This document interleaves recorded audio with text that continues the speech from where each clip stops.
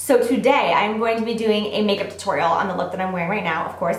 I was very inspired by fall to do this makeup look, and I wanted to do something really different and outside the box with a pop of color using mainly drugstore products, because I feel like anytime I use a lot of drugstore products, it's very natural, neutral, everyday, basic bitch type stuff. And I wanted to do something fun and colorful and just smoky with a pop of color. It's gonna be really fun and fall appropriate, something you can wear on a night out, but is still drugstore. So for those of you who have been requesting more drugstore products, this tutorial is for you. So I really hope that you enjoy this look. I personally love, love, love it. I actually have to go wash it off though, because a couple days ago, my best friend who owns a mobile spray tanning company, she was trying out a new tanning solution on me before she used it on her clients. And I was like, sure, why not? I'm down for anything. And I was her guinea pig, and my skin had a horrible reaction to it. I'm just so oversensitive. My skin, literally like this whole beard area is just like alligator skin. I have to wake up like 3 times in the middle of the night and like rub lotion on it because it's just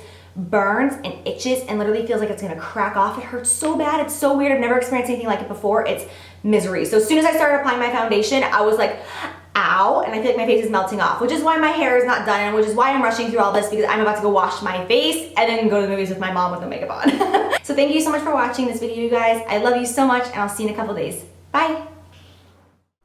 All right, peeps, let's do this. So my eyes are already primed, and the first thing I'm gonna do is go in with a Morphe eyeshadow. I'm going to be using the color number 13. This is a great neutral transition color for the crease area. I'm using a fluffy brush from Sigma. This is the E40, just to dust this in that entire upper crease area from inner to outer corner. Then I'm gonna go in with L'Oreal Smoldering Plum.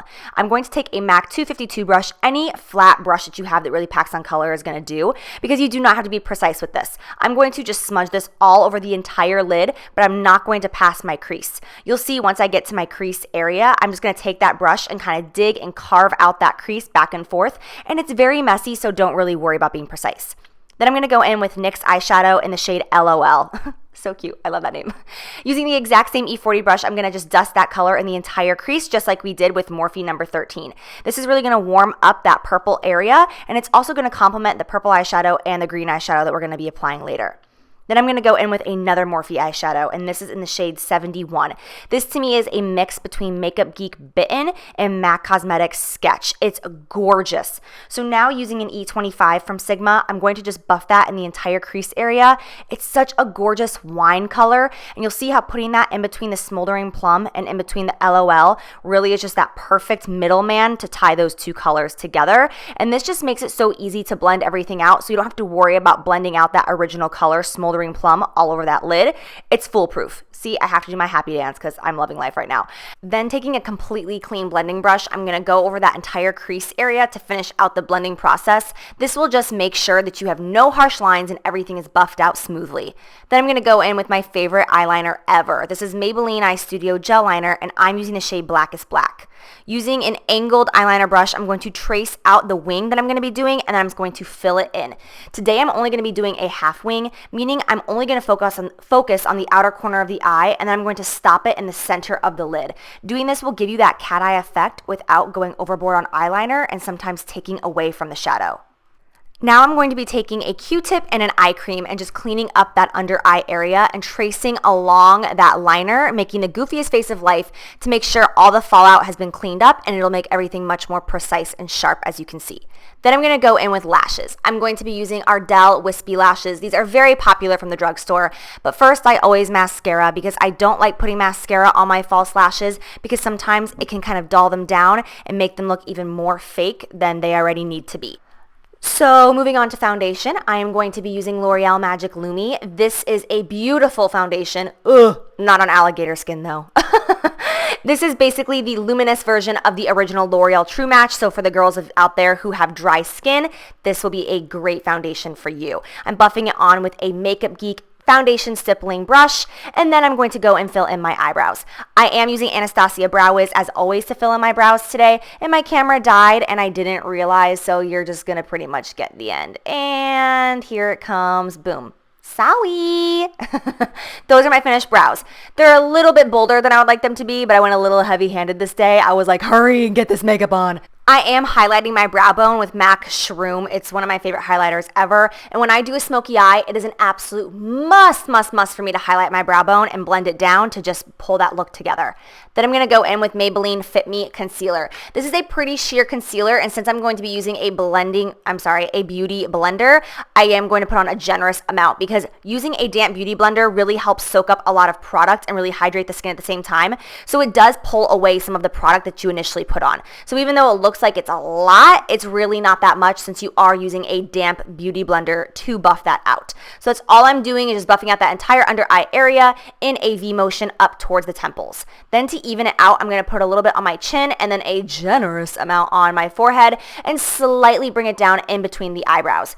Doing this is just going to even out that under eye highlight. As you can tell, it's just a little bit lighter than my foundation, and if you just put it under the eyes, sometimes it can look a little unbalanced. Doing this will just pull that whole thing together and give that highlight a beautiful glow being evenly distributed throughout the face.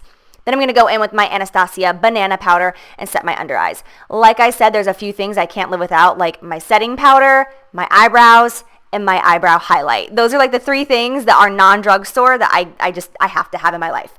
Then I'm going to be going in with another L'Oreal eyeshadow in the shade Golden Emerald. Using a flat definer brush, this is an E15 by Sigma.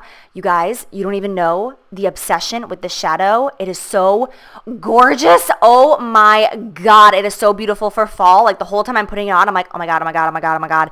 It's beautiful. So I'm gonna put this on that entire under eye area, and then when I get to the outer corner, what I'm gonna do is extend that all the way to have it match my winged liner. Typically I stop it right at the end of the eye, but today I'm going to bring it all the way out to the tail of that liner because that's again going to give us more of a dramatic effect and a cat eye. Then using a Makeup Geek brush, I'm going to just blend that entire area so that it's nice and buffed out. And then I'm taking a little bit more of Shroom and just dabbing it on the inner corner of the eye to give a little bit of a pop. Highlighting the inner corner and the brow when doing a smoky eye always gives it a really bombshell look.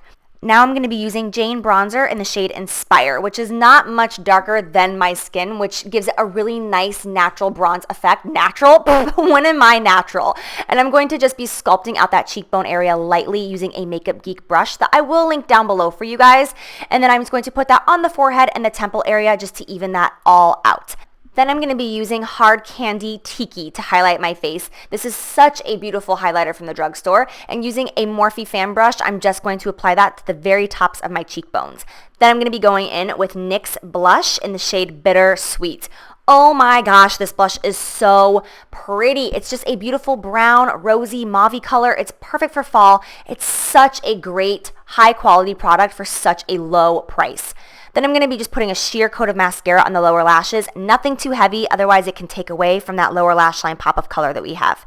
Then to finish off this look, I'm going to go in with L'Oreal Lipstick in the shade Nude Cream, which is one of my favorite nude lipsticks of all time from the drugstore. So I hope you guys enjoy this video. Thank you so much for watching. I love you, and I'll see you soon. Bye!